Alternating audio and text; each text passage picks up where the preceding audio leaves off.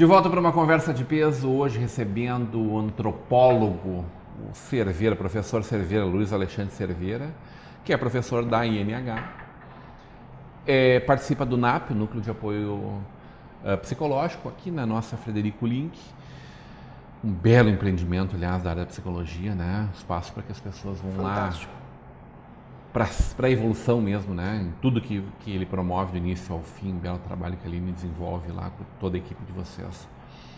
E pai da Manuela, nas horas vagas, né? Eu reservo sempre um tempo para ela. O que é esse NEGED? NEGED, então, como a gente adora sigla no Brasil, né? É o Núcleo de Estudos, né, de Gênero, Relações Étnico-Raciais, Direitos Humanos e Juventudes. Como a faculdade INH tem uma preocupação grande com essas questões relativas aos direitos humanos e às minorias, nós fundamos esse núcleo há mais ou menos 1 ano e meio, 2 anos atrás. Muito antes de acontecer este movimento patético neste ano, né, de uma exposição injusta, absurdamente injusta nas redes sociais. Né? Tu falas do fechamento da exposição queer, né? Não, estou falando agora desse movimento que teve lá na fundação mesmo, do recreio, da hora claro. do recreio. Uma coisa infeliz, evidentemente, sim. Mas que mostra o quanto a universidade, a faculdade dentro da instituição está preocupada exatamente em provocar os alunos com uma orientação completamente diferente. Né? Completamente, né? Então não tem nada a ver com aquilo que acabou acontecendo, graças a Deus. De fato, e a gente sabe disso. Sim, de fato foi muito infeliz. Apenas um registro para reforçar isso. Tem esse núcleo que faz esse trabalho bárbaro. Isso, ele atua na universidade, na faculdade e atua também nas unidades Pindorama e Oswaldo Cruz e também na Fundação Evangélica. E aí alguém diria então quer dizer que defende bandido, é isso? Então, a gente ouve muito isso. Isso eu acho uma fala importante assim, da gente fazer no sentido de esclarecer as pessoas. Eu sempre digo que nós precisamos ser muito objetivos e práticos em ciência, né? E antropologia, história, psicologia são ciências. Quando a gente está falando em defender direitos humanos, nós estamos falando em defender direitos de todos. Né? Quando alguém abre uma exceção do tipo, é possível torturar A ou B, ou é possível dizer que alguém deve ou não ser estuprada, aquele merece, eu na verdade estou fazendo aquilo que os antigos diziam, estou abrindo a porteira para um boi. E quando eu abro a porteira para um boi, eu abro a porteira para uma boiada inteira. E a gente viu na ditadura militar que no início havia até um certo incentivo à tortura do que eram aqueles bandidos que lutavam contra a ditadura. Quando aconteceu de que começaram a morrer filhos da classe média, né? O Herzog, por exemplo, colega de vocês, jornalista, né, da elite judaica brasileira, ou seja, você não tem controle quando você decide que alguém lá na ponta do processo, né, ou seja, um policial, seja ele quem for, vai tomar a decisão de vida e morte. Vai fugir do controle. Vai fugir do controle. Mas a gente também tem que lembrar que o próprio policial precisa ser respeitado e protegido nos seus direitos humanos. Perfeito. Porque muitas vezes esse homem está colocado numa situação de risco absurda, né? Exposto com um salário baixo e assim por diante. Então, pensar sobre direitos humanos é pensar sobre direitos de todos. Só que a gente precisa lembrar, alguns precisam de mais empenho da nossa parte do que outros. Né? Ou seja, um homem de classe média, branco, ele vai sofrer muito menos a pressão de qualquer preconceito, se ele for heterossexual, por exemplo, do que uma mulher negra. Né? Então, a gente precisa entender que existem minorias, que necessariamente não são minorias do ponto de vista quantitativo, né? Mas de privilégios, que precisam de uma maior atenção da universidade, né? e das ciências humanas como um todo. Então, esse é o nosso papel, é tentar... Por exemplo, a gente tem um projeto, nem sei se eu tinha te falado sobre isso, nós já demos um curso sobre amor e sexualidade, uma palestra, na verdade, para 1.600 alunos de escola pública de Novo Hamburgo e São Leopoldo, gratuitamente pela INH. Esse projeto também tem 2 anos. Então, ele é anterior ao que tu falavas. A escola aceita nosso convite, nós vamos até a escola, especialmente para alunos de ensino médio, fazemos a palestra gratuitamente e se a escola quiser, ela pode ir até a faculdade INH, ela vai ser recebida na nossa sala de conferências, vai ganhar um lanche e vai assistir a palestra. O custo do ônibus, inclusive, é pago pela própria faculdade, que leva, obviamente, também para os alunos conhecer a faculdade. Então, o custo é pago pela faculdade, eu não recebo nada das escolas públicas. Então, isso é trabalhar direitos humanos, porque quando eu vou lá e falo de amor e sexualidade... Não é incentivar as crianças a serem lésbicos, gays? Lésbicas e gays. Não é. É interessante a ideia de incentivar, né? Porque é mais ou menos o senso comum que vai se construindo, sim, Exatamente. por parte de algumas pessoas, evidentemente, sem visão. Mas é fazer com que esses alunos entendam que as sexualidades e a forma de amar também são produzidas em diferentes sociedades de diferentes formas. E uma das nossas bandeiras que idade é uma boa idade? Desculpa te cortar, mas isso é muito importante nesse momento, me parece. Que idade é uma idade boa para falar sobre isso? Então... Porque acho que é isso que passa pela cabeça das pessoas, né? São crianças de 3, 4 anos que tu está falando sobre isso? Não. Para cada idade, a gente tem um jeito de falar sobre sexo e sobre amor. Né? Quando são menores e a gente tem alguma demanda, a gente geralmente direciona grupos de psicólogas e psicólogos. Perfeito. Me parece que sexo e relacionamentos afetivos devem estar sempre em discussão em casa, obviamente respeitando a idade da criança. Né? Então, a gente trabalha com jovens que geralmente são de 16 a 18 anos. Essa é uma faixa bastante interessante. Que estão já no conflito há muito tempo. Que já estão, exatamente, que já têm namorado, que estão se relacionando. E uma das preocupações é com a questão do amor romântico. Porque a gente construiu uma ideia de amor romântico que serve a um ideal de machismo.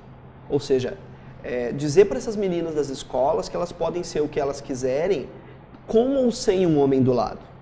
Né? Para que elas possam ter autonomia. Porque senão elas vão ficar sempre dependendo do príncipe encantado. Num cavalo branco. Num cavalo branco. E ele não chega. E se chegar... Parado no trânsito de Novo Hamburgo. Exatamente. E se chegar, como eu brinco, se vier alguém a cavalo, é alguém do CTG que se perdeu, né? Não é um príncipe num cavalo branco, né? Então, nós acreditamos que empoderar essas meninas, ou seja, dizer para elas o quanto elas são importantes, sozinhas também, é um trabalho de direitos humanos. A Bruna foi na tua palestra, eu acho. Ah, é? Bruna, então, se não foi, tá convidada. Bem resolvida nesse sentido, né, moça? É um exemplo para mim. Que legal. Eu adoro, eu admiro muito essa menina. Isso faz parte, e eu usei ela como exemplo, para a gente pensar que está vindo uma geração aí desprendida dos velhos dogmas, mas num momento onde a humanidade está passando por um processo de fechamento, de enclausuramento dentro de si mesma, de retorno a velhas práticas. Nunca se falou tanto de liberalismo, né? Econômico, financeiro, administrativo, né? De gestão pública. Por outro lado, também de liberalismo social, étnico, sexual, né? Desde os anos 60 é palavra de ordem, não parou mais. Mas também pessoas dizendo que está faltando forte disciplina, o que talvez em parte possa ter muita razão, mas que esteja faltando efetivamente um controle sobre tudo isso, que as coisas saíram do normal. Que normal é esse? Pensar no Foucault, né, por exemplo, o conceito de normalidade é construído em cada sociedade e serve a determinados interesses, né? E ao seu tempo também. E ao seu tempo. E há determinados grupos sociais, acho que isso é sempre importante. Que são os hegemônicos. Exatamente. Acho que a questão do liberalismo, acho que no Brasil faltam liberais de verdade. Né? Quando eu digo para os alunos, olha, vocês querem ser de esquerda, sejam bons naquilo que vocês querem ser. Vocês querem ser liberais, sejam bons liberais, leiam os autores liberais. Vocês querem ser conservadores, procurem ler os conservadores. O que a gente tem visto e alguns têm sido dito liberais, quando na verdade não são liberais.